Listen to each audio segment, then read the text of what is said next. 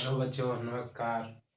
तो जैसा कि हम पहले भी पढ़ चुके हैं, chartered act 1793, chartered act 1813, chartered act 1833 और आज हम पढ़ेंगे चार्टर्ड एक्ट 1853।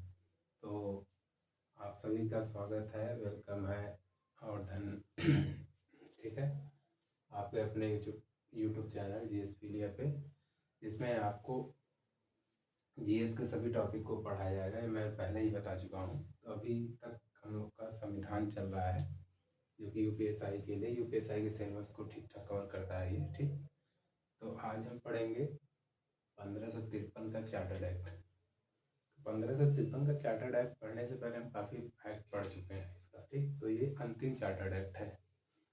ठीक, और ये ब्रिटिश ईस्ट इंडिया कंपनी के अंतर्गत जितने भी एक्ट थे, ये लास्ट एक्ट है। तो ये अंतिम, तो इसके बारे में बताते हैं। ये अंतिम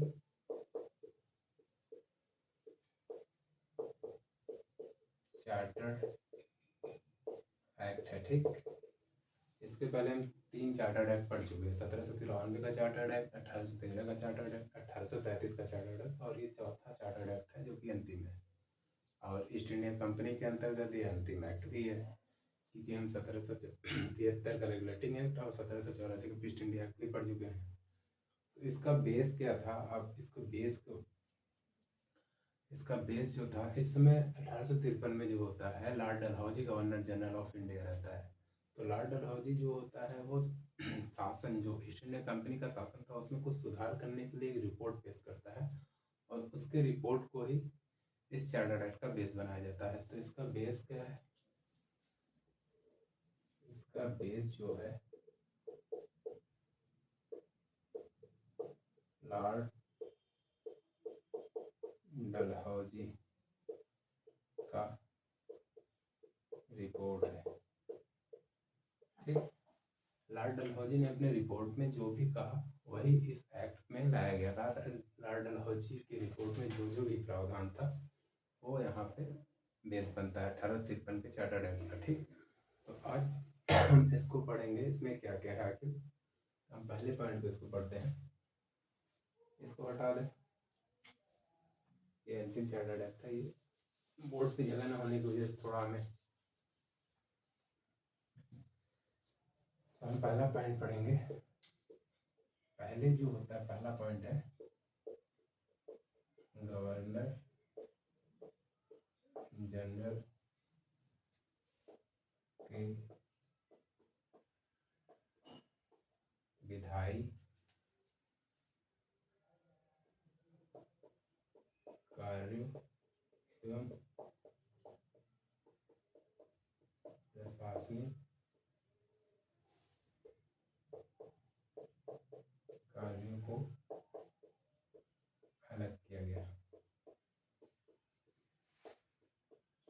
ठीक है, इसके अंतर्गत जो होता है, गवर्नर जनरल के विधायी और प्रशासनिक कार्य को अलग किया गया। विधायी कार्य क्या होता है, प्रशासनिक कार्य क्या होता है, अब आपके मन में ये बात उठ रही होगी। तो मैं यहाँ पे विधायी कार्य और प्रशासनिक कार्य क्या है ये भी बता देता हूँ। प्रशासनिक कार्य को हम यहाँ पे कार्यकारी परिषद भी कहते थे। ठीक है, किताब में आपको कार्यकारी परिषद भी मिलेगा, तो कंफ्यूज होने वाली बात नहीं है। प्रशासनिक कार्य कार्यकारी परिषद था। ठीक, अब हम विधायी कार्य देखते हैं और प्रशासनिक कार्य। आज से अगर हम कंपेरिजन करें, तो जैसे हम ये ले लीजिए, भारत सरकार। आज से कंपेरिजन करके बता रहा हूँ, थोड़ा सा समझ में आपको आ जाएगा। तो भारत सरकार के पास क्या होती है? उसकी अपनी विधायिका होती है, उसकी अपनी कार्यपालिका भी होती है, और एक उसकी अपनी न्यायपालिका भी होती है, जो कि न्यायपालिका को हम अलग से पढ़ते हैं। ठीक, विधायिका का मतलब होता है विधि ऑब्लिक कानून बनाने वाली संस्था कह सकते हैं इसको। विधायिका का क्या काम होता है? आज कानून बनाने वाली एक संस्था है, कानून बनाती है, ठीक, विधि बनाती है, ठीक। और कार्यपालिका क्या होता है? विधि आंतरिक कानून को क्रियान्वयन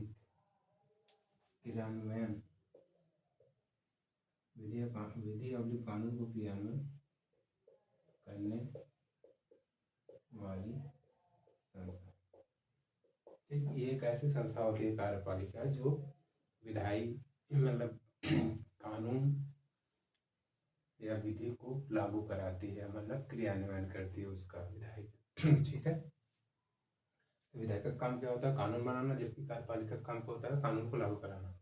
अब विधायिका जो बनाएगा वो मार्केट वो रोड पे उतर के या वो हर जगह जाके तो कानून को लागू करवाएगा नहीं, क्योंकि यहाँ पे जो होता है शासक गण होते हैं।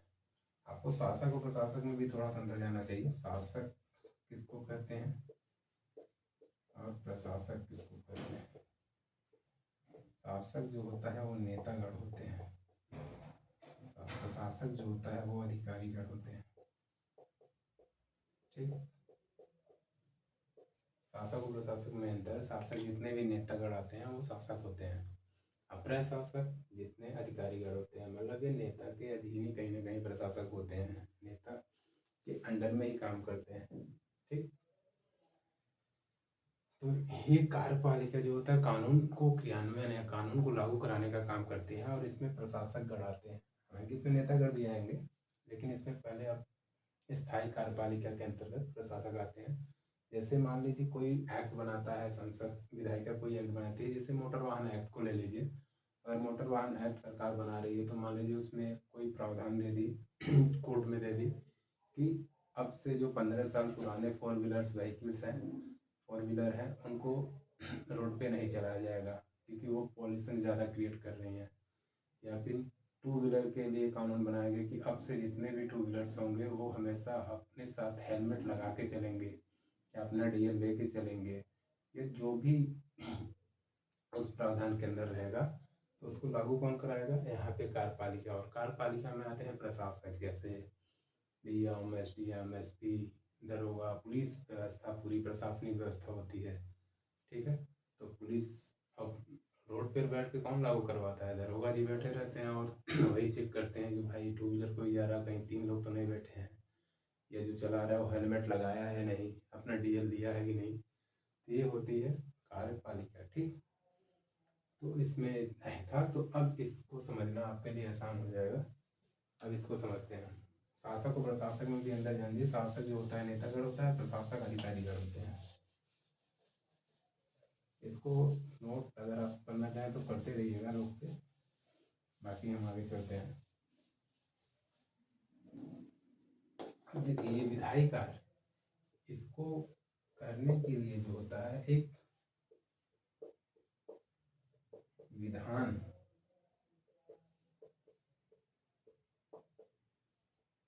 परिषद का गठन किया जाता है।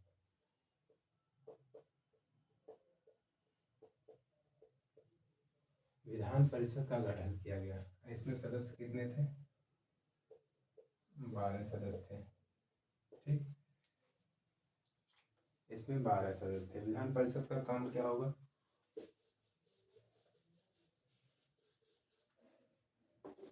विधान परिषद का जो कार्य था, क्या था? विधि बनाना,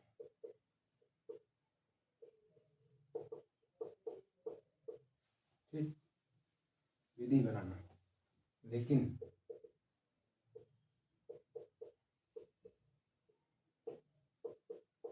विधि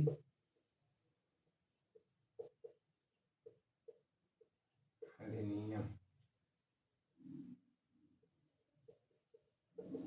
एक्ट, लेकिन विधि अधिनियम गवर्नर जनरल के अनुमति से ही बन पाएगा, ठीक। लेकिन विधि जो होता है वो अधिनियम एक्ट का रूप लेने के लिए उसे गवर्नर जनरल की अनुमति आवश्यक थी। अदरवाइज गवर्नर जनरल उस पर वीटो भी कर सकता था, मतलब उसको मना कर सकता था। अगर गवर्नर जनरल उसको मना कर दे तो वो अधिनियम नहीं बनेगा। अब विधि और अधिनियम में एक छोटा सा अंतर है। जैसे आज हमारे यहाँ व्यवस्था है, अगर कोई विधि बिल कोई विधि बिल लोकसभा में पास हो रही है, ठीक है, लोकसभा में मान लीजिए पास हो गई, तो ये राज्यसभा में जाएगी, राज्यसभा में जाएगी, और राज्यसभा में मान लीजिए पास हो गई, तब ये जाएगी किसके पास? प्रेसिडेंट के पास, राष्ट्रपति के पास जाएगी। राष्ट्रपति अगर इस पे सिग्नेचर कर दे रहा है, साइन कर दे रहा है, तब तो ये एक्ट बन जाएगा, अधिनियम बन जाएगा। लेकिन राष्ट्रपति अगर सिग्नेचर नहीं कर रहा है, साइन नहीं कर रहा है, तब ये अधिनियम नहीं बनेगा। हालांकि राष्ट्रपति के पास कई प्रावधान होता है, उसको मना भी कर सकता है, साइन भी कर सकता है, या फिर वीटो का प्रयोग कर सकता है। ये हम जब लोकसभा राज्यसभा संसद पढ़ेंगे तब पढ़ेंगे। बस उसी के अकॉर्डिंग समझते रहिए कि ये बिल जो पास हुआ, विधि जो पास हुआ, वो गवर्नर जनरल के पास जाएगा, और गवर्नर जनरल जब उस पर अनुमति दे देगा तभी वो अधिनियम बनेगा। ये सिर्फ समझने के लिए था। ये जब हम संसद पढ़ेंगे तो इसको डिटेल पढ़ेंगे, समझाने के लिए था। ठीक, आज से कंपेरिजन करके पढ़ाना मतलब थोड़ा सा समझने में आसान हो जाता है। तो ये विधि बनाने का काम तो था, लेकिन इस विधि को अधिनियम बनाने के लिए गवर्नर जनरल की अनुमति आवश्यक थी। गवर्नर जनरल अगर इस पर वीटो लगा देगा, मना कर देगा, तो वो अधिनियम नहीं बनेगा। अब इसमें जो ये 12 सदस्य थे, ये विभिन्न प्रांतों एवं क्षेत्रों से लिए गए थे। विभिन्न प्रांतों एवं क्षेत्रों से, ठीक है, विभिन्न प्रांतों एवं क्षेत्रों से इनका चुनाव हुआ था। जब विभिन्न प्रांतों एवं क्षेत्रों से चुनाव हुआ था तो एक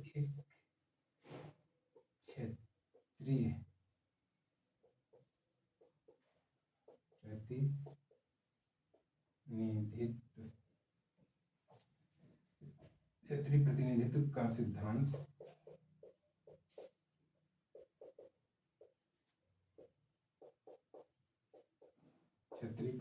सिद्धांत लागू होता है। क्षेत्रीय प्रतिनिधित्व का सिद्धांत वैसे ही कर सकते हैं कि ये छोटे स्तर पर अपने कानून विधि कुछ भी छोटे स्तर पर बना सकते थे। जैसे आज ग्राम पंचायत ले लीजिए आप, जस्ट वैसे ही काम करते थे। तो ये क्षेत्रीय प्रतिनिधित्व जो होता है ये लघु संसद की तरह काम करता था। लघु संसद की तरह काम करता था। ठीक, क्षेत्रीय परिषद लघु संसद की तरह काम करता था। और ये क्वेश्चन लघु संसद आ चुका है, हालांकि यूपीएसआई में तो नहीं आया, लेकिन अदर एग्जाम्स में लघु संसद आ चुका है कि लघु संसद का कॉन्सेप्ट किस चार्टर एक्ट के तहत आया है, 1813, 1833, 1793 या 1853 के तहत। तो लघु संसद का कॉन्सेप्ट 1853 चार्टर एक्ट के तहत है, ये ध्यान दीजिएगा। और क्षेत्रीय प्रतिनिधित्व अधिनियम क्षेत्रीय प्रतिनिधित्व सिद्धांत ये भी पूछ सकता है आपसे। ठीक, तो अगर आपको ये नोट करना हो तो कर लीजिए, बाकी मैं अगला पॉइंट देता हूँ। ठीक है, तो हटा रहा हूँ मैं।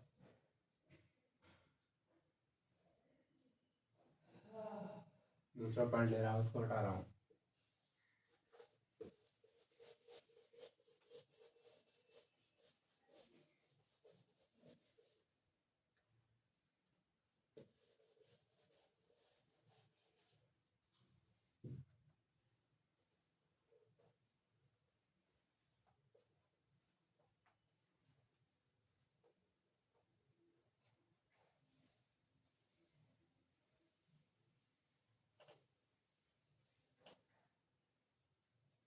ठीक है, पहला पॉइंट क्या हो गया? विधायी कार्य और प्रशासनिक कार्य को अलग किया गया। विधायी मतलब कानून को बना रहा था, प्रशासनिक मतलब कार्यपालिका का काम देख रहा था, उसको लागू कराने का काम देख रहा था। ठीक, प्रशासनिक शायद इसमें नहीं बताया लेकिन प्रशासनिक कार्रवाई था। ठीक है, अधिनियम को लागू कराना। अब दूसरा पॉइंट देखते हैं। दूसरा पॉइंट था कि कंपनी मतलब ईस्ट इंडिया कंपनी में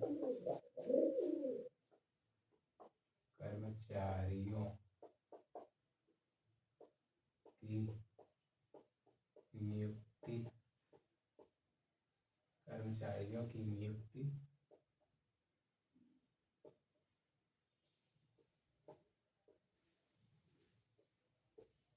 खुली प्रतियोगिता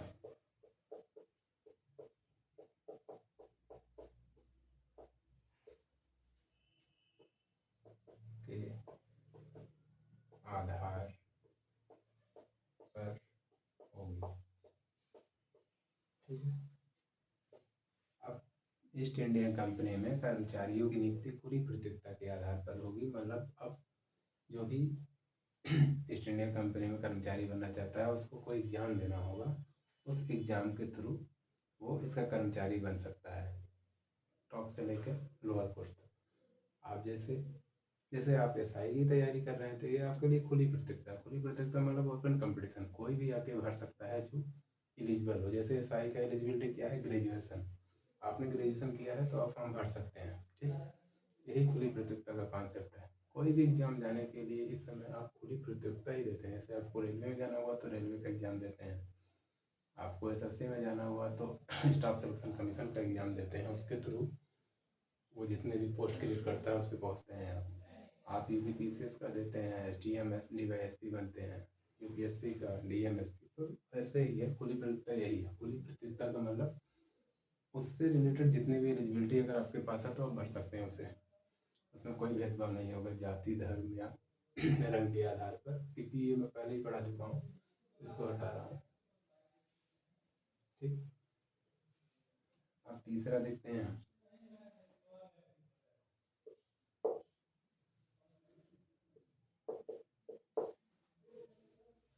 तीसरा क्या था,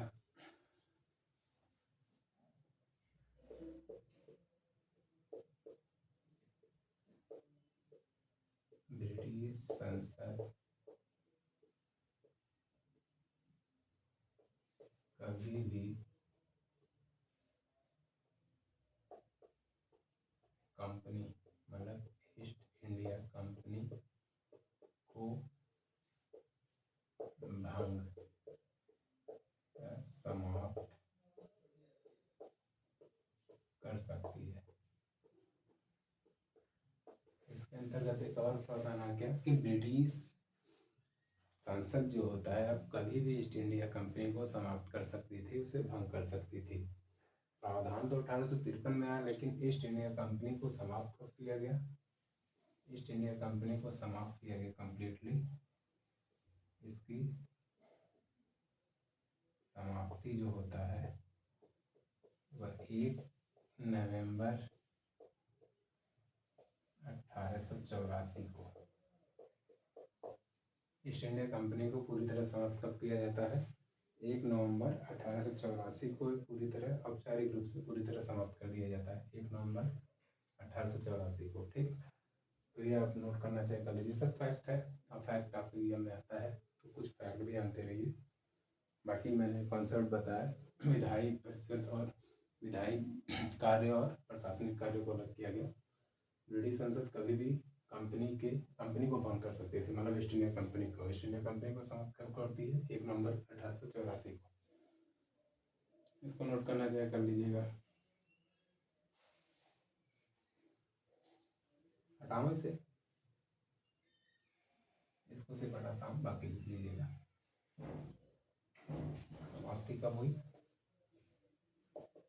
भंग 1 नवंबर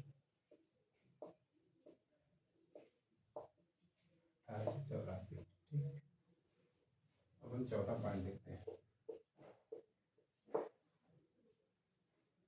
चौथा पॉइंट है आप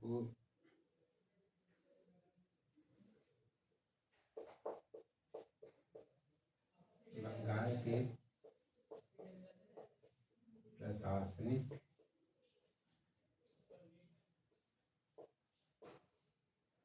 बंगाल के प्रशासनिक कार्य को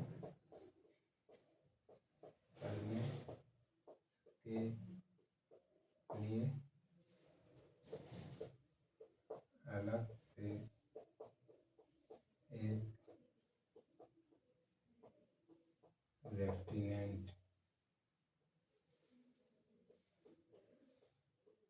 गवर्नर को नियुक्त किया गया। ठीक है, अब जो होता है बंगाल के प्रशासनिक कार्य को करने के लिए अलग से एक लेफ्टिनेंट गवर्नर को नियुक्त किया जाता है। प्रशासनिक कार्य मैंने बताया कि कार्यपालिका का काम करते थे, ये विधि को लागू कराने का काम करते थे, विधि का क्रियान्वयन का काम करते थे। जो भी विधान परिषद विधि बनाता था उसको लागू कराने का काम कौन करते थे? प्रशासनिक अधिकारी करते थे, को तो कार्यपालिका का ही काम करते थे। ठीक है, ये भी फैक्ट है आपका, ये भी लिख लीजिए, सब नोट करते रहिए बढ़िया सा।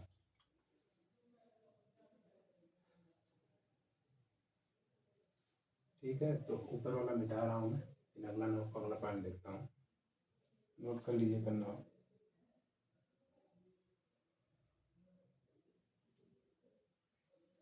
आगे चलता हूँ।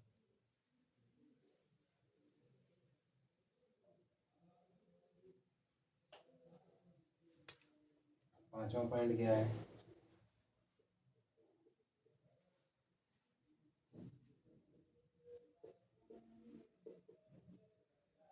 इंग्लैंड में एक विधि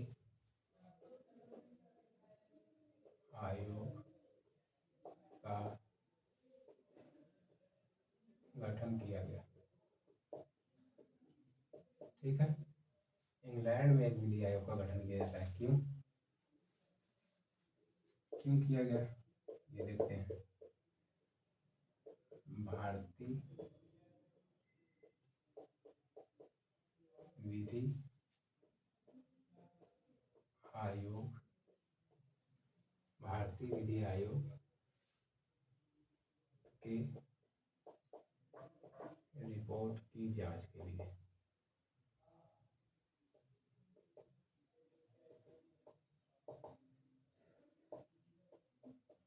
ठीक है, इंग्लैंड में एक विधि आयोग का गठन किया जाता है। ये विधि आयोग क्यों गठन किया जाता है? क्योंकि मैंने बताया था 1833 चार्टर्ड एक्ट के तहत लॉर्ड मैकाले की अध्यक्षता में एक विधि आयोग गठित की जाती है भारत में। ठीक है, जिसमें सदस्यों की संख्या 4 होती है। भारतीय विधि आयोग जिसमें सदस्यों की संख्या 4 होती है। ऐसी विधि आयोग की रिपोर्ट की जांच करने के लिए इंग्लैंड में भी एक विधि आयोग बनाया जाता है। ठीक, रिपोर्ट की जांच या विचार जो भी है, जांच या विचार रिपोर्ट पर विचार करने के लिए, रिपोर्ट पर जांच करने के लिए, तो भारतीय विधि आयोग की रिपोर्ट की जांच करने के लिए इंग्लैंड में भी एक विधि आयोग बनाया जाता है। किसके तहत? 1853 के तहत। तो आपसे पूछ सकता है कि इंग्लैंड में विधि आयोग का गठन किस चार्टर्ड एक्ट के तहत किया गया? 1853 चार्टर्ड एक्ट के तहत। जबकि भारत में भारतीय विधि आयोग का गठन कब किया गया? 1833 चार्टर्ड एक्ट के तहत। भारतीय विधि आयोग का अध्यक्ष कौन था? लॉर्ड मेघालय था। भारतीय विधि आयोग में कितने सदस्य थे? 4 सदस्य थे। ठीक, ये 1835 के अकॉर्डिंग में बता चुका हूँ। अगर आप ये नोट करना चाहते कर लीजिए, बाकी नेक्स्ट पॉइंट बता रहा हूँ जो कि आई थिंक इसको हटाए, नहीं नोट कर लीजिए करना हो।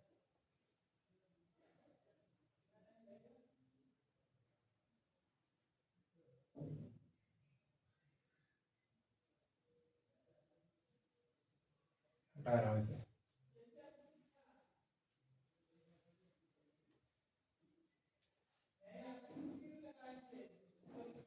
छठा पॉइंट क्या है? निदेशक मंडल।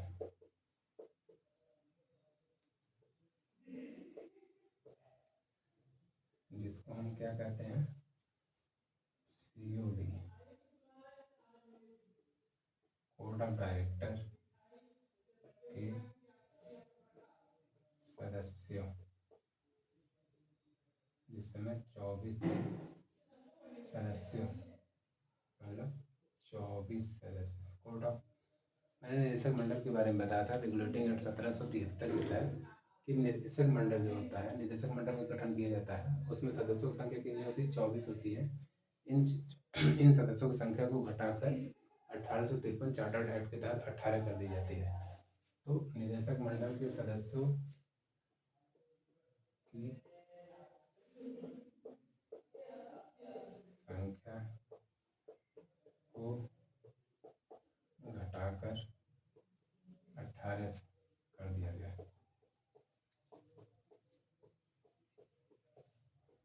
निदेशक मंडल में सदस्यों की संख्या स्टार्टिंग में कितनी थी? स्टार्टिंग से 1853 तक ये 24 थी। 1773 के तहत बना था ये, 24 से घटाकर 18 कर दी गई। और इन 18 में 6 सदस्यों की नियुक्ति, 6 सदस्यों की नियुक्ति क्राउन द्वारा की जाती थी।